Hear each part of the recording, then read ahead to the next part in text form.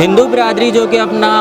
تہوار ہولی عقیدت و احترام کے ساتھ منا رہی ہے، اس سلسلے میں UC22 کے چیئرمین جناب آصف صدیقی ہمارے ساتھ موجود ہیں۔ ان سے پوچھیں گے کہ یہ آج کے دن ہندو برادری کو، اقلیتی برادری کو کس طرح کی فیسلٹیز فراہم کر رہے ہیں۔ بہت بہت شکریہ۔ تو سب سے پہلے تو میں یہ واضح کر دوں کہ میں لفظ ہندو برادری استعمال کرتا ہوں کیونکہ جو میں جس پارٹی سے بلانگ کرتا ہوں ہم اقلیت کے لفظ پہ یقین نہیں رکھتے، اور جس طریقے سے تمام پاکستان کے رہنے والے شہریوں کو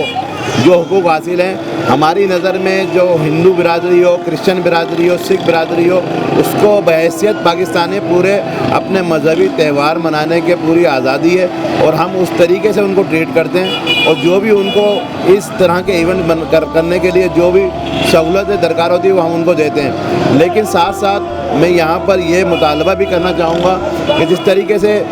تمام مسلم کمیونٹی کے علاوہ دیگر جو کمیونٹی ہیں، دیگر مذاہب کے جو لوگ ہیں، جس طریقے سے پاکستان میں دیگر سیاسی جماعتیں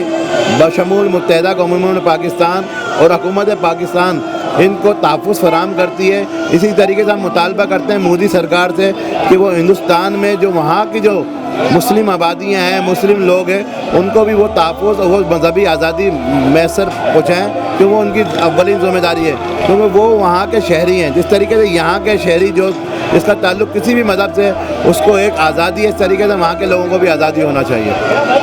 تو جی یہ تھے جناب چیئرمین صاحب جنہوں نے بتایا اور اپنے پیغام سے اپنا پیغام دیا آج کے دن کے موقع پہ۔ اب کسی